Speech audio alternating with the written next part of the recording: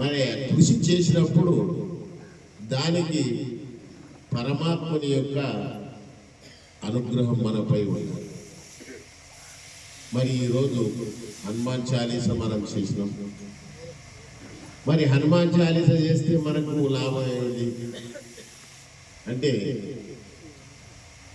హనుమాన్ చాలీస చేసిన వారికి మనం దానివల్ల ఏం పొందుతాం అంటే, బుద్ధిర్బలం యశోధైర్యం నిర్భయత్వం అరోగత అజాడ్యం వాక్పటుత్వం చ హనుమస్మరణాత్ భవేత్.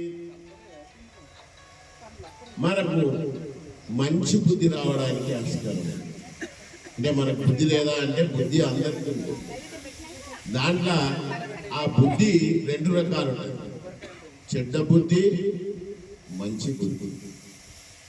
మరి హనుమాన్ చాలీస చేస్తే ఏమైందంటే మనకు మంచి బుద్ధి రావడానికి ఆస్కారం ఉంది, మనలో ఉన్నటువంటి చెడ్డ బుద్ధి తొలగిపోవడానికి ఆస్కారం ఉంది. యశో అంటే యశస్సు అంటే కీర్తి. మనం చేసేటటువంటి మంచి పనికి ఒక విధమైన మనం ఇలా హనుమాన్ చాలీస చేసినాం. మరి గృహస్థుడు హనుమాన్ చాలీస చేయించిండు మనతో. మరి ఎందుకు ఈ హనుమాన్ చాలీస చేయించిండో మరి మనకందరికీ తెలుసు. బుద్ధిర్బలం యశోధైర్యం, యశస్సు. మరి దాని తర్వాత కీర్తి, మన కీర్తి. బుద్ధి బలం యశోధైర్యం నిర్భయత్వం. మరి మనకందరికి కూడా భయం అనేది ఒకటి ఉంటుంది. రకరకాల భయాలు ఉంటాయి. మరి దాని లోపల ఆ భయం అనేది ఏంటంటే చాలా నీచమైనటువంటి వస్తువు ఏదంటే భయం. భయపడటం ఏదైతే ఉందో అది సన్మార్గంలో ప్రయాణం చేసే వారికి ఈ భయం అవసరం లేదు. చెడ్డ మార్గాల్లో ప్రయాణించే వారికే ఈ భయం. చెడ్డ పని చేసేటప్పుడు మనస్సు చెప్తా, లోపల ఉన్నటువంటి మనస్సు, నువ్వు చెడ్డ పని చేస్తున్నావు, మరి చెడ్డ పని చేయడం తగదు, చేయకు అని మనస్సు చెప్తాడు. కానీ అవి వినరు. అంటే ఈ మనసు ఎటువంటిది? చంచలం మన కృష్ణ ప్రమాది బలవంతుడు తస్యాహం నిగ్రహం వన్నే వాయురివ దుష్కరం. మరి అర్జునుడు కృష్ణ పరమాత్మకు అడిగాడు, ఎవరు అడిగాడు? ఈ మనసు చాలా చంచలమైనటువంటిది, ఈ చంచలమైనటువంటి మనసును ఎట్లా మనము అదుపు చేయాలి, చాలా కష్టం కదా స్వామి అని అనడం జరిగింది. అయితే దానికి పరమాత్ముడు చంచలమిహి మన కృష్ణ ప్రమాదే బలవంతుడు తస్యాహం నిగ్రహం మన్యే వాయురివ దుష్కరం చెప్పి అర్జునుడు అడిగాడు. అడిగితే అసంశయం మహాబాహో మనో దుర్నిగ్రహం చ అభ్యాసేన తు కౌంతేయ వైరాగ్యేన చ. మరి నిజమే, ఈ మనస్సును అదుపు చేయడం కష్టమే. కానీ మరి ఈ అదుపు చేయాలంటే రెండు మార్గాలు. ఒకటి ఏంటంటే అభ్యాసం, వైరాగ్యం. అభ్యాసేనతో వైరాగ్యం, అభ్యాసం చేత వైరాగ్యం చేత ఈ మనస్సును అదుపు చేయవచ్చు అని చెప్పడం జరిగింది.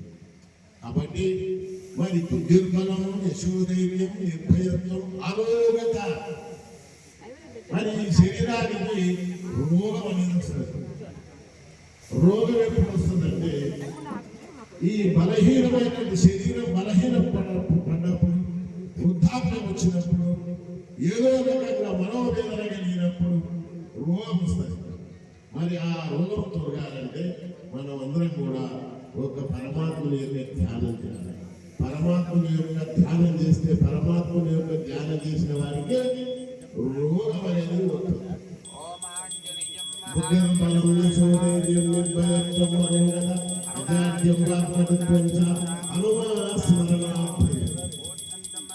ఆంజనేయుల యొక్క స్మరణ చేస్తే మనకి ఇటువంటి మంచి బుద్ధులు రావడానికి ఆస్కారం ఉన్నది. కాబట్టి మనందరం కూడా సజ్జనుల యొక్క సాంగత్యం చేస్తున్నాం, సన్మార్గంలో ప్రయాణం చేస్తున్నాం. మరి ఈ విధంగా మనం అందరం కూడా సన్మార్గంలో మన జీవితాన్ని గడుపుకున్నట్లయితే మళ్ళా మన జన్మ రాకుండా అవడానికి ఆస్కారం ఉంది.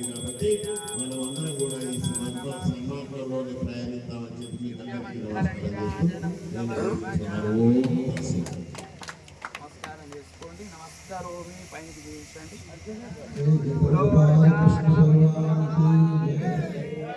పవనతనజ హనుమానికి జై. నమః పార్వతీ పతే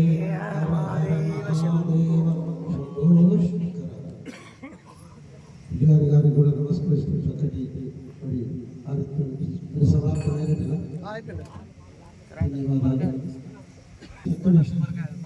బుద్ధిర్బలం యశోధైర్యం నిర్భయం అరోగత అజాఢ్యం పటుత్వం చ హనుమాన్ స్మరణాత్ భవేత్ అని శ్లోకాన్ని తీసుకొని